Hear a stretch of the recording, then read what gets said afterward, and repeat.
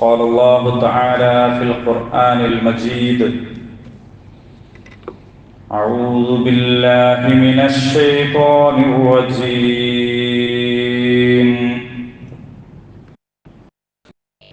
قل للمؤمنين يغضوا من أبصارهم ويحفظوا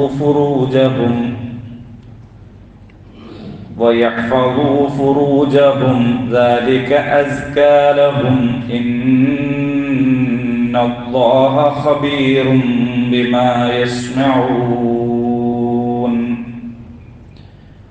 صدق الله العظيم. ആദരണീയരായ സത്യവിശ്വാസികളെ, സത്യവിശ്വാസിനികളെ, പടച്ചതമ്പുരാൻ കൽപ്പിച്ചത് പ്രകാരം ജീവിതത്തിൻ്റെ ഓരോ സന്ദർഭങ്ങളിലും തഖ്വ ഉള്ളവരായിരിക്കുവാൻ പരമാവധി പരിശ്രമിക്കണമെന്ന് ആദ്യമേ തന്നെ ഉപദേശിക്കുകയാണ്. അല്ലാഹു സുബ്ഹാനഹു വ തആല നമ്മെ എല്ലാവരെയും അനുഗ്രഹിക്കുമാറാകട്ടെ. റസൂലുള്ളാഹി സ്വല്ലല്ലാഹു അലൈഹി വസല്ലം നിയോഗിക്കപ്പെടുന്നതിൻ്റെ തൊട്ടുമുമ്പ്, അല്ലെങ്കിൽ ആ സന്ദർഭത്തിൽ അറേബ്യയിലുണ്ടായിരുന്ന ജാഹിലിയ കാലത്തെ സംബന്ധിച്ച് പരിശുദ്ധ ഖുർആൻ വിശദീകരിച്ചിട്ടുണ്ട്. അതിലൊരു സന്ദർഭം പരിശുദ്ധ ഖുർആനിലെ സൂറത്തുൻ നഹ്ലിൽ അതിൻ്റെ 58, 59 ആയത്തുകളിൽ നമുക്കിങ്ങനെ വായിക്കാം: വഇദാ ബുശ്ശിറ അഹദുഹും ബിൽ ഉൻസാ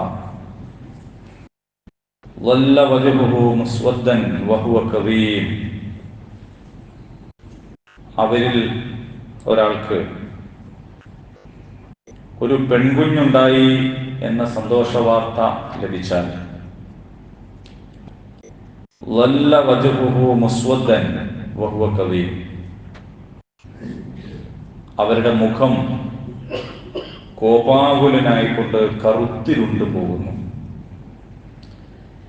യതവാറാ മിനൽ ഖൗമി മിൻ സൂഇ മാ ബുശ്ശിറ ബിഹി, ആ സന്തോഷവാർത്ത നൽകപ്പെട്ട കാര്യത്തിലുള്ള അപമാനം കൊണ്ട് അവൻ ആളുകളിൽ നിന്ന് ഒളിച്ചു കളയുന്നു. അയുംസികുഹു അലാ ഹുൻ അം യദുസ്സുഹു ഫിത്തുറാബ് അലാ സാഅ മാ യഹ്കുമൂൻ. അപമാനത്തോടെ അതിനെ വെച്ചുകൊണ്ടിരിക്കണോ, അതല്ലെങ്കിൽ അതിനെ മണ്ണിൽ കുഴിച്ചു മൂടണമോ എന്നതായിരിക്കും അപ്പോൾ അവരുടെ ചിന്ത. അവരെടുക്കുന്ന തീരുമാനം എത്ര മോശമാണ് എന്നാണ്. പെണ്ണിനോടുള്ള ജാഹിലിയ കാലത്തെ ഒരു സമീപനമാണ് പരിശുദ്ധ ഖുർആൻ ഇവിടെ പറഞ്ഞിട്ടുള്ളത്.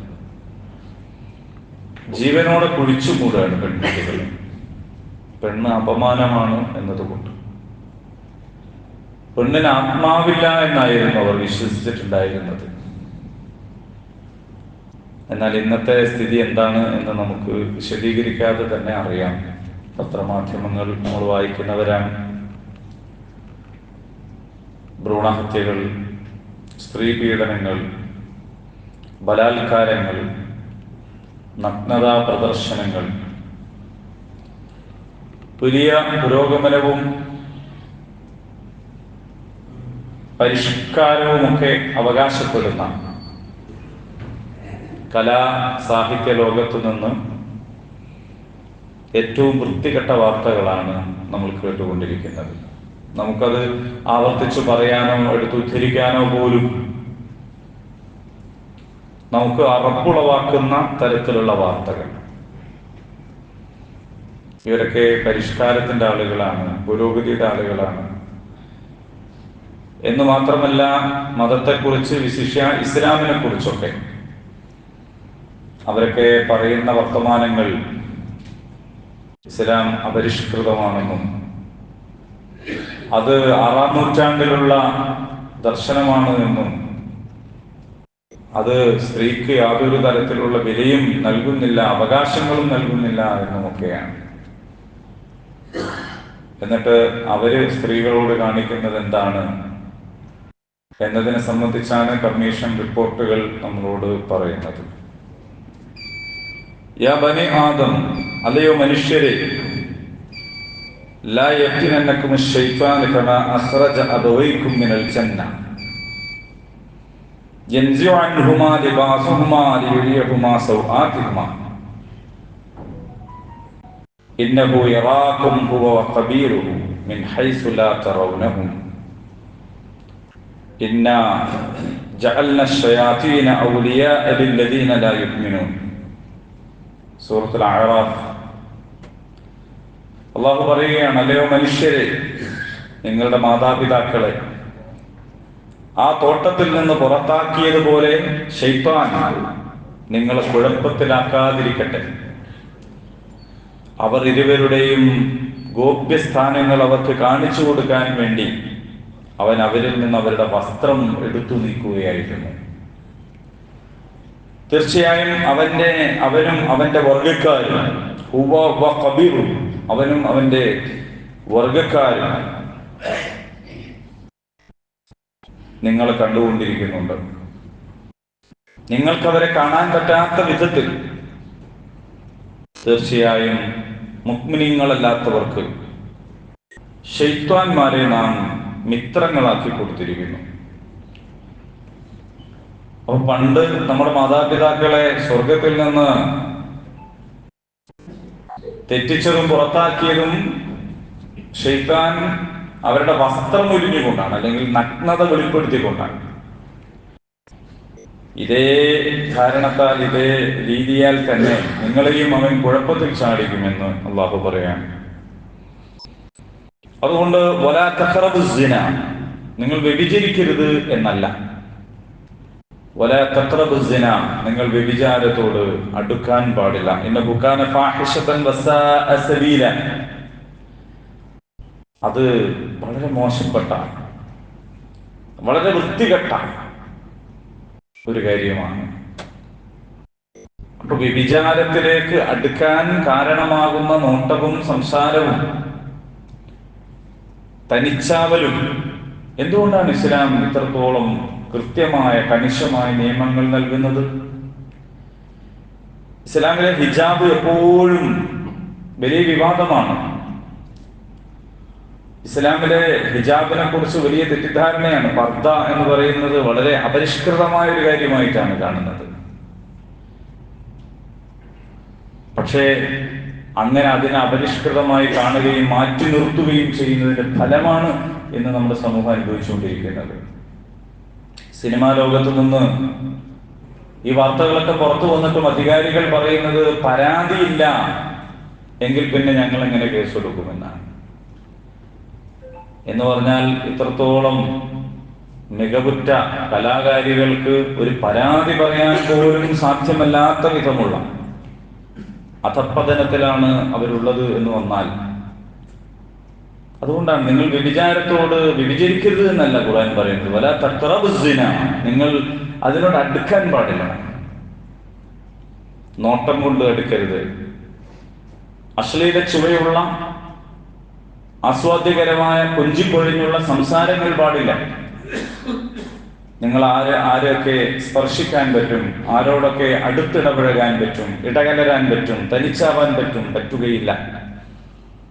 ഇതിനെക്കുറിച്ചൊക്കെ കൃത്യമായ നിയമനിർദ്ദേശങ്ങൾ പരിശുദ്ധ ഇസ്ലാം നൽകുന്നുണ്ട്. ഹിജാബ് എന്ന് പറഞ്ഞാൽ ഒരു വസ്ത്രത്തിന്റെ മാത്രം പേരല്ല, അതൊരു സംസ്കാരമാണ്. യാതൊരുവിധ നിയന്ത്രണങ്ങളുമില്ലാതെ കുത്തഴിഞ്ഞ ജീവിതം നയിക്കുന്നതിൽ നിന്ന് തടയിടുന്നതാണ്, അതിന് മറവെക്കുന്നതാണ് ഹിജാബ് എന്ന് പറയുന്നത്. നമ്മൾ പരിഷ്കാരത്തിന്റെ പേരിൽ അത് വേണ്ടെന്ന് വെക്കുമ്പോൾ, പുരോഗതിയുടെ പേരിൽ അതിൽ നിന്ന് മാറി നിൽക്കുമ്പോൾ, അത് പഴഞ്ചനാണ് എന്ന് കരുതുമ്പോൾ, ഇപ്പൊ അങ്ങനെയൊക്കെ നോക്കിയാൽ ജീവിക്കാൻ കഴിയോ? എന്നൊക്കെ നമ്മൾ സാമാന്യവൽക്കരിക്കുമ്പോൾ സംഭവിക്കുന്നത് എന്താണെന്ന് ചോദിച്ചാൽ എല്ലാ മ്ലേച്ഛതകളും നമ്മുടെ ജീവിതത്തിലേക്ക് കടന്നു വരിക എന്നതാണ്, നമ്മുടെ കുടുംബത്തിലേക്ക് കടന്നു വരിക എന്നതാണ്. നമ്മുടെ ചുറ്റുപാടുകളിലുമുള്ള ലിബറലുകൾ, അവരാണ് യഥാർത്ഥത്തിൽ നമ്മുടെ സമൂഹത്തിൽ സ്വാധീനമുള്ളത്. അവർക്കാണ് പ്രചാരണ ആയുധങ്ങളുള്ളത്. അവരുടെ കയ്യിലാണ് സോഷ്യൽ മീഡിയ ഉള്ളത്. എല്ലാ മീഡിയകളും അവരുടെ കയ്യിലാണുള്ളത്. അവരുടെ മുമ്പിൽ മോശക്കാരായി പോകാതിരിക്കാൻ വേണ്ടി നമ്മൾ നമ്മുടെ ജീവിതശീലങ്ങളിൽ അയവ് വരുത്തുമ്പോൾ അത് വലിയ അപകടത്തിലേക്കാണ് ചെന്ന് ചാടുന്നത്. നമ്മുടെ ഈ പരിസരം എന്ന് പറയുന്നത് വ്യഭിചാരത്തിന് അനുകൂലമായിട്ടുള്ള ഒരു പരിസരമാണ്. കാഴ്ചകളെല്ലാം അങ്ങനെയാണ്. വ്യഭിചാരത്തിന് അനുകൂലമായ കാഴ്ചകൾ. ബലാത്കാരം വലിയ തെറ്റാണ് ഇവിടെ. അതിന് വലിയ ശിക്ഷയുണ്ട്, വിചാരണയുണ്ട്, അതൊക്കെ ശരിയാണ്. പക്ഷേ നമ്മുടെ പരിസരം എന്ന് പറയുന്നത്, നമ്മുടെ വിദ്യാലയങ്ങൾ, അവിടങ്ങളിലേക്കുള്ള വഴികൾ, നമ്മുടെ പൊതുസ്ഥാപനങ്ങൾ, നമ്മുടെ കലാ സാഹിത്യ രംഗം, എന്തിനധികം നമ്മുടെ വീടുകൾക്കകം പോലും വ്യഭിചാരത്തിന് അനുകൂലമായ രീതിയിൽ എല്ലാ മറകളും നീക്കപ്പെട്ട അവസ്ഥയിലാണ്. പരസ്യപ്പലകകൾ, നമുക്ക് യാതൊരു ആവശ്യവുമുണ്ട് എന്ന് നമുക്ക് ബോധ്യപ്പെടാത്ത രംഗങ്ങളിൽ പോലും സ്ത്രീകളുടെ മേനിയഴക് പ്രദർശിപ്പിച്ചുകൊണ്ടുള്ള അവതരണമാണ്. ഞാൻ ഈ അടുത്തൊരു നിക്കാഹിൽ പങ്കെടുത്തപ്പോ ആ നിക്കാഹ് വേദിയിൽ ഒരു സ്ത്രീ ഇങ്ങനെ എല്ലാവരെയും സ്വാഗതം ചെയ്യുന്നു, വേദിയിലേക്ക് ക്ഷണിക്കുന്നു. അവരാണ് അവിടുത്തെ അവതാരക. അത്തരം ഒരു സദസ്സിൽ ഒരാവശ്യവും നമുക്ക് ബോധ്യപ്പെടാത്ത, പക്ഷെ അതൊക്കെ ഇവന്റ് മാനേജ്മെന്റിനെ ഏൽപ്പിച്ചിരിക്കുകയാണ്. എന്നിട്ട് അവരുടേതായ പ്രത്യേക വസ്ത്രധാരണത്തിൽ വന്നു നിന്ന് അങ്ങനെയൊക്കെ കൂടിയാണ് കാര്യങ്ങൾ. എല്ലായിടത്തും ഇത്തരത്തിലുള്ള കടന്നുകയറ്റം നമുക്ക് കാണാൻ കഴിയും. അങ്ങനെ മൊത്തത്തിൽ തന്നെ നമ്മുടെ കുടുംബാന്തരീക്ഷവും നമ്മുടെ സാമൂഹിക പൊതുമേഖലകളെല്ലാം വ്യഭിചാരത്തിന് അനുകൂലമാക്കി മാറ്റിവെച്ചതിന് ശേഷം പിന്നെ ഇവിടെ ബലാത്കാരം നടക്കുന്നു, സ്ത്രീപീഡനം നടക്കുന്നു എന്ന് കരയുന്നത് കൊണ്ട് എന്ത് ഫലമാണുള്ളത്? യഥാർത്ഥത്തിൽ ആരാണ് സ്ത്രീ എന്ന്, ആരാണ് പുരുഷനെന്ന് ഇനിയും ചർച്ചകൾ നടന്നുകൊണ്ടിരിക്കുകയാണ്. പരിശുദ്ധ ഇസ്ലാം മുന്നോട്ട് വെക്കുന്ന കാഴ്ചപ്പാടിനെ പൊതുസമൂഹത്തിനിടയിൽ പരിചയപ്പെടുത്തേണ്ടുന്ന ബാധ്യത, ഇങ്ങനെയാണ് ഇസ്ലാമിലെ സ്ത്രീ എന്ന് പറയേണ്ട ബാധ്യത ഓരോ മുഅ്മിനീന്റേതുമാണ്. അതിനാദ്യം അതെന്താണ് എന്ന് നമ്മൾ മനസ്സിലാക്കണം. ഇസ്ലാം സ്ത്രീയെ എങ്ങനെയാണ് കാണുന്നത്? ഇസ്ലാം സ്ത്രീയെ കാണുന്നത് പൗരോഹിത്യത്തിനും ഭൗതികവാദത്തിനും ഇടയിലാണ്. പുരോഹിതന്മാര് പെണ്ണിനെ കാണുന്നത് എങ്ങനെയാണ്? അവൾ പുറത്തിറങ്ങാൻ പാടില്ല, അവൾ ഒന്നിൽ ഇടപെടാൻ പാടില്ല, ഒരു കാര്യവും ചെയ്യാൻ പാടില്ല, ആരാധനാ സ്വാതന്ത്ര്യം പോലുമില്ല, പള്ളിയിൽ വരെ വരാൻ പാടില്ല എന്നൊക്കെ പറഞ്ഞിട്ടാണ്. അതേ സമയത്ത് ഒരു നിയന്ത്രണവുമില്ലാതെ ആസ്വദിക്കുക എന്നത് മാത്രമാണ് ഭൗതികത. പരിശുദ്ധ ഇസ്ലാം ഇതിന്റെ രണ്ടിന്റെയും ഇടയിലാണ്.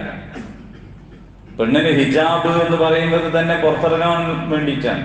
വീട്ടിനകത്താണെങ്കിൽ പിന്നെ എന്തിനാണ് ഹിജാബ് ധരിക്കുന്നത്? പെണ്ണിന്റെ മുഖവും മുൻകൈയും ഒഴികെ ബാക്കിയൊക്കെ മറക്കണം എന്ന നിയമം എന്തിനാണ്? വീട്ടിനകത്താണോ? ഭർത്താവിന്റെ മുമ്പിലാണോ? മക്കളുടെ മുമ്പിലാണോ? മാതാപിതാക്കളുടെ മുമ്പിലാണോ? ഒരു വീട്ടിനകത്ത് തന്നെ ഇരിക്കാനുള്ളതാണെങ്കിൽ പിന്നെ ഹിജാബിന്റെ ആവശ്യം ഉണ്ടായിരുന്നില്ല. അപ്പൊ ഹിജാബ് എന്തിനാണ്? പുറത്തിറങ്ങാനാണ്. പുറത്തിറങ്ങുമ്പോൾ ധരിക്കാൻ. അപ്പോൾ അവർക്ക് പുറത്തിറങ്ങാം എല്ലാ അദബുകളും പാലിച്ചുകൊണ്ട്, എല്ലാ മാന്യതയും പാലിച്ചുകൊണ്ട്. പുരുഷന് പുരുഷന്റേതായ അദബുകളുണ്ട്, പുരുഷനും പാലിക്കേണ്ടതായ മര്യാദകളുണ്ട്, അവർക്കുള്ള വസ്ത്രധാരണ രീതിയുണ്ട്. അത് തെറ്റിക്കാൻ പുരുഷന്മാരും പാടില്ല. സ്ത്രീകൾക്ക് അവരുടേതായ നിയമങ്ങളുണ്ട്. ഇങ്ങനെ പുറത്തിറങ്ങാനും ആവശ്യങ്ങൾ നിർവഹിക്കാനും ഒക്കെ ഇസ്ലാം അനുവദിക്കുന്നു. ചരിത്രത്തിൽ ധാരാളം മഹിളകൾ വലിയ വലിയ വിപ്ലവകരമായ പ്രവർത്തനങ്ങളിൽ പോലും പങ്കുവഹിച്ചത് നമുക്ക് കാണാൻ കഴിയും. അതേസമയത്ത് തോന്നിയതുപോലെ ജീവിക്കുക, അഴിഞ്ഞാട്ടം നടത്തുക എന്നതല്ല. മതപരമായ മേഖലകളിൽ വളരെ അതപോടെ അച്ചടക്കത്തോടെ പോകുന്നവർ പോലും മറ്റ് സന്ദർഭങ്ങളിൽ വളരെ മോശമായി പെരുമാറുന്നു. എന്തുകൊണ്ടാണ്? അത് പൗരോഹിത്യത്തിന്റെ അനാവശ്യമായ കർക്കശമായ ഇസ്ലാം തന്നെ കൽപ്പിച്ചിട്ടില്ലാത്ത തരത്തിലുള്ള അടിച്ചമർത്തലുകൾ ഉണ്ടാകുമ്പോഴാണ്. അതുകൊണ്ടാണ് അവര് മതത്തെ മാറ്റി നിർത്തിക്കൊണ്ട് പൊതുജീവിതത്തിൽ അവരുടേതായ വഴി സ്വീകരിക്കുന്നത്. ഇപ്പൊ പൗരോഹിത്യം പെണ്ണിനെ തടവിലിട്ടപ്പോ ആ തടവിൽ നിന്ന് പെണ്ണ് മോചിപ്പിക്കപ്പെടണം. അതേ സമയത്ത് അഴിഞ്ഞാട്ടത്തിന്റെയും യാതൊരു തരത്തിലുള്ള മര്യാദകളും പാലിക്കാത്ത ഒരു ജീവിത രീതിയിലേക്ക് പോകാതിരിക്കാൻ ഉള്ള കരുതലും ശ്രദ്ധയും ആണും പെണ്ണും ഒക്കെ അടങ്ങുന്ന സമൂഹം പാലിക്കേണ്ടതാണ്. ആരാണ് വലുത്, ആരാണ് മുന്തിയത്, ആരാണ് മുകളിൽ, ആരാണ് താഴെ? പരിശുദ്ധ ഇസ്ലാമിനെ സംബന്ധിച്ചിടത്തോളം അങ്ങനെ മുകളിലും താഴെയൊന്നുമല്ല. ഓരോരുത്തർക്കും ഓരോ ചുമതലയാണ്, ഓരോ ബാധ്യതയാണ്, ഉത്തരവാദിത്തങ്ങൾ വ്യത്യസ്തമാണ്, ഓരോരുത്തരുടെയും ഡ്യൂട്ടികൾ വ്യത്യസ്തമാണ്. ഒന്നൊന്നിനും പകരമല്ല. രാത്രിക്ക് പകരമല്ല പകൽ, പകലിന് പകരമല്ല രാത്രി. രാവും പകലൊക്കെ മനുഷ്യ ജീവിതത്തിൽ ആവശ്യമാണ്. പകല് തീരാതിരുന്നാൽ, അസ്തമിക്കാതിരുന്നാൽ മനുഷ്യന് ജീവിക്കാൻ കഴിയില്ല. സൂര്യൻ ഉദിക്കാതെ എന്നും രാത്രിയായാലും പറ്റില്ല. രാവും പകലും ഒക്കെ വേണം. വെള്ളയും കറുപ്പും വേണം, കരയും കടലും വേണം, ചൂടും തണുപ്പും വേണം. മനുഷ്യ ജീവിതം വൈവിധ്യമുള്ളതാണ്. ആണും പെണ്ണും ഒക്കെ വേണം. ആണിനെ പോലെയല്ല പെണ്ണ്, പെണ്ണിനെ പോലെയല്ല ആണ്. മുഅ്മിനീങ്ങളോട് അല്ലാഹു പറയുന്നുണ്ട്, വൽ മുഅ്മിനൂൻ വൽ മുഅ്മിനൂന വൽ മുഅ്മിനാത്ത് ബഅ്ദുഹും ഔലിയാഉ ബഅദ്. സത്യവിശ്വാസികളെ, സത്യവിശ്വാസിനികളെ, നിങ്ങൾ പരസ്പരം സഹായികളും മിത്രങ്ങളുമാണ്. ഒരു കൂട്ടർ വേറൊരു കൂട്ടരുടെ അടിമകളോ താഴെയോ അല്ലെങ്കിൽ മറ്റൊരു കൂട്ടർ മേലെയോ ഉടമകളോ ഒന്നുമല്ല. നിങ്ങൾ പരസ്പരം അങ്ങോട്ടും ഇങ്ങോട്ടും സഹായികളാണ്, മിത്രങ്ങളാണ്. യഅ്മുറൂന ബിൽ മഅറൂഫ് വയൻഹൗന അനിൽ മുൻകർ. നന്മ കൽപ്പിക്കുക, തിന്മ വിരോധിക്കുക എന്ന പൊതുവായ ഉത്തരവാദിത്തത്തിൽ നിങ്ങൾ അങ്ങോട്ടും ഇങ്ങോട്ടും പരസ്പരം സഹായിക്കേണ്ടവരാണ്, സഹകരിക്കേണ്ടവരാണ്. വയുഖീമൂന സ്വലാ വയുതൂന സകാ വയുതീഊന അല്ലാഹു വറസൂലഹു ഉലൈക സയർഹമുഹുമുല്ലാഹ് ഇന്നല്ലാഹ അസീസുൻ ഹകീം. സംസ്കാരം നിലനിർത്തുക, സകാത്ത് നൽകുക, അല്ലാഹു സുബ്ഹാനഹു വ തആല ഏൽപ്പിച്ചിട്ടുള്ള ഉത്തരവാദിത്തങ്ങൾ നിർവഹിക്കുക, അല്ലാഹുവിനെയും റസൂലിനെയും അനുസരിക്കുക. അങ്ങനെയുള്ളവർക്ക് അല്ലാഹുവിൽ നിന്ന് വലിയ കാരുണ്യമുണ്ട്, അനുഗ്രഹമുണ്ട്. വഅദല്ലാഹുൽ മുഅ്മിനീന വൽ മുഅ്മിനാത്ത് ജന്നാത്തിൻ തജ്രി മിൻ തഹ്തിഹാൽ അൻഹാറു ഖാലിദീന ഫീഹാ. സത്യവിശ്വാസികൾക്കും സത്യവിശ്വാസിനികൾക്കും ആർക്കും കുറവൊന്നുമില്ല. എല്ലാവർക്കും അല്ലാഹു വഅദ ചെയ്യുന്നുണ്ട് താഴ്ഭാഗത്തോടെ അരുവികൾ ഒഴുകുന്ന സ്വർഗം. രണ്ടു കൂട്ടർക്കും അല്ലാഹു അത് വാഗ്ദത്തം ചെയ്യുന്നുണ്ട്. വമസാകിന തയ്യിബത്തുൻ ഫീ ജന്നാത്തി അദൻ. ആ നിത്യസ്വർഗത്തിൽ അവർക്ക് വിശുദ്ധമായ ഭവനങ്ങളുണ്ട്. വലിവാനു മിനല്ലാഹി അക്ബർ. അല്ലാഹുവിന്റെ തൃപ്തി, പൊരുത്തം, അതാണ് ഏറ്റവും വലുത്. ദാലിക ഹുവൽ ഫൗസുൽ അദീം. അതാണ് മഹത്തായ വിജയം എന്ന് പറയുന്നത്. അപ്പൊ സ്ത്രീ എന്ന് പറയുന്നത് പുരുഷനിൽ നിന്ന് സ്വാതന്ത്ര്യം നേടേണ്ടവളല്ല. പുരുഷൻ എന്ന് പറയുന്നത് സ്ത്രീയെ അടിച്ചമർത്തി, അടിച്ചൊതുക്കി, ഉപയോഗപ്പെടുത്തി ആസ്വദിച്ച് ജീവിക്കേണ്ടവരും അല്ല. അന്യോന്യം സഹായികളാണ്, മിത്രങ്ങളാണ്. അന്യോന്യം നന്മ കൽപ്പിക്കുകയും തിന്മ വിരോധിക്കുകയും ചെയ്യുന്നതിൽ പരസ്പരം ശക്തി പകരേണ്ടവരാണ്. മൻ അമല സ്വാലിഹൻ മിൻ ദക്കരിൻ ഔ ഉൻസാ വഹുവ മുഅ്മിൻ ഫലനുഹ്യിയന്നഹു ഹയാതൻ ത്വയ്യിബ വലനജ്സിയന്നഹും അജ്റഹും ബിഅഹ്സനി മാ കാനൂ യഅമലൂൻ. ഏതൊരുത്തൻ, ആണായാലും പെണ്ണായാലും, ഒരുത്തനോ ഒരുത്തിയോ വിശ്വാസിയായിക്കൊണ്ട് സൽക്കർമ്മം ചെയ്താൽ അവർക്ക് നാം നല്ല ജീവിതം കൊടുക്കും. ആണിനുണ്ട് പ്രതിഫലം, പെണ്ണിനുണ്ട് പ്രതിഫലം, ആർക്കും കുറവില്ല. ഇസ്ലാമിന്റെ എല്ലാ ഘട്ടങ്ങളിലും സ്ത്രീ ഉണ്ടായിരുന്നു. ഒന്നാമത്തെ വിശ്വാസി ആരാണ്? ഖദീജ റളിയല്ലാഹു അൻഹ. ഒന്നാമത്തെ രക്തസാക്ഷി ആരാണ്? സുബയ്യ റളിയല്ലാഹു അൻഹ. തുടക്കം മുതലേ ഉണ്ട് ഇസ്ലാമിൽ. റസൂലുള്ളാഹി സ്വല്ലല്ലാഹു അലൈഹി വസല്ലം സ്ത്രീകളെ ആദരിച്ചു എന്ന് മാത്രമല്ല, നിങ്ങളിൽ സ്ത്രീകളെ ആദരിക്കുന്നവരാണ് ഉത്തമന്മാർ. രാത്രി പോയിട്ട് വാതിലിന് മുട്ടുന്നവരല്ല. എന്നിട്ട് സമൂഹത്തിൽ വന്നിട്ട് വലിയ ആളുകളാവുക, പുരോഗതിയുടെ പരിഷ്കാരത്തിൻ്റെ ആളുകളാവുക, മതത്തെ തള്ളിപ്പറയുക, ഇസ്ലാം അപരിഷ്കൃതമാണെന്ന് പറയുക. രാത്രി വരിച്ചിരുന്ന പണി എന്താണെന്നാണ് ഇപ്പോൾ റിപ്പോർട്ട് പുറത്തു വരുന്നത്. റസൂലുള്ളാഹി സ്വല്ലല്ലാഹു അലൈഹി വസല്ലം പറഞ്ഞു, നിങ്ങളിൽ ഒരാൾ VIP ആകുന്നത് എപ്പോഴാണ്? ആദരണീയനാകുന്നത് എപ്പോഴാണ്? പെണ്ണിനെ ആദരിക്കുമ്പോഴാണ്. പെണ്ണിനെ എങ്ങനെയാണ് കാണേണ്ടത്? ഉമ്മയായിട്ട്, സഹോദരിയായിട്ട്, ഇണയായിട്ട്, മകളായിട്ട്. ഇങ്ങനൊന്നും അല്ലാത്തൊരു പെണ്ണില്ല. വ്യഭിചാരത്തിന് അനുവാദം ചോദിച്ചു വന്ന ആളോട് റസൂലുള്ളാഹി സ്വല്ലല്ലാഹു അലൈഹി വസല്ലം ചോദിച്ചോളൂ, നിനക്ക് പെങ്ങളുണ്ടോ? നിനക്ക് ഉമ്മ ഉണ്ടോ? നിനക്ക് മോളുണ്ടോ? ഇണയുണ്ടോ എന്ന് ചോദിച്ചില്ല. അവരൊക്കെ മറ്റാരെങ്കിലും വ്യഭിചരിക്കുന്നതിന് ഇഷ്ടമാണോ? ഉടനെ അദ്ദേഹം പറഞ്ഞു, അങ്ങനെ അല്ല. അപ്പൊ ആരുടെയും ഇണയോ ആരുടെയും സഹോദരിയോ ഉമ്മയോ മകളോ ഒന്നും അല്ലാത്തൊരു പെണ്ണുണ്ടാവുമോ ലോകത്ത്? എനിക്ക് ഉപയോഗപ്പെടുത്താനുള്ള ഒരു ശരീരമോ സൗന്ദര്യമോ അല്ല പെണ്ണ്, അത് ഒരു സഹോദരിയാണ്, അത് മറ്റാരുടെയോ ഇണയാണ്, അതാരുടെയൊക്കെയോ മാതാവാണ്, ആരുടെയൊക്കെയോ മകളാണ്. ഇങ്ങനെ കാണാൻ ഇസ്ലാം മനുഷ്യരെ പഠിപ്പിക്കുകയാണ്. കുടുംബത്തിൽ റസൂലുള്ളാഹി സ്വല്ലല്ലാഹു അലൈഹി വസല്ലം മാതൃക കാണിച്ചു.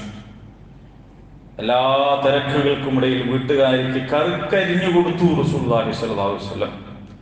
വീട്ടുകാര്യങ്ങളിൽ സഹായിച്ചു. സ്ത്രീകളോട് റസൂലുള്ളാഹിന്റെ ഇഷ്ടം തുറന്നു പറഞ്ഞു. റസൂലുള്ളാഹി സ്വല്ലല്ലാഹു അലൈഹി വസല്ലം ആ ഇഷ്ടം സ്ത്രീയോട് തുറന്നു പറഞ്ഞു. എനിക്ക് നിങ്ങളെ ഇഷ്ടമാണ്. സ്ത്രീകൾ എന്നുള്ള നിലയിൽ തന്നെ ആദരിച്ചു അവരെ. അവരുടെ സുരക്ഷിതത്വത്തിന് വേണ്ടിയുള്ള ഏർപ്പാടുകൾ ഉണ്ടാക്കി, അവർക്ക് സന്മാർഗത്തിന് വേണ്ടിയിട്ടുള്ള സംവിധാനങ്ങൾ ഒരുക്കി.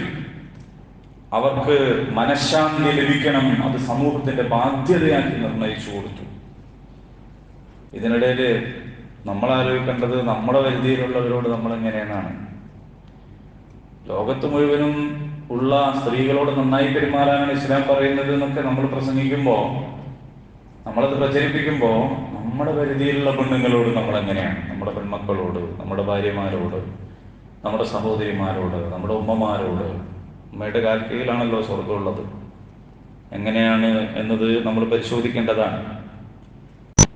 ഞാൻ പറഞ്ഞു വന്നത്, പുറത്തിറങ്ങരുത് എന്ന് പറയുന്ന പൗരോഹിത്യത്തിന്റെയും അഴിഞ്ഞാട്ടം പ്രചരിപ്പിക്കുന്ന അതിന്റെ മറുവശത്തിന്റെയും ഇടയിലാണ് ഇസ്ലാം ഉള്ളത്.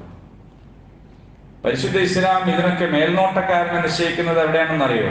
ഓരോരുത്തരുടെയും അകത്താണ്. പുറമെ കാണുന്ന CCTV ക്യാമറ ഒന്നുമല്ല. ആ ക്യാമറയ്ക്ക് മുമ്പിൽ എല്ലാവരും മാന്യന്മാരാണ്. ആരെങ്കിലും കാണാനുണ്ടെങ്കിൽ മാന്യന്മാരാണ്. അതുകൊണ്ട് രാത്രി പോയിട്ട് വാതിലിന് മുട്ടുന്നത്. ആരും കാണാതെയാണ് തിന്മകൾ ചെയ്യുക. ആരെങ്കിലും കാണാനുണ്ടെങ്കിൽ എല്ലാവരും മാന്യന്മാരാണ്. പരിശുദ്ധ ഇസ്ലാം അകത്തു തന്നെയാണ് കാവൽക്കാരനെ നിശ്ചയിക്കുന്നത്.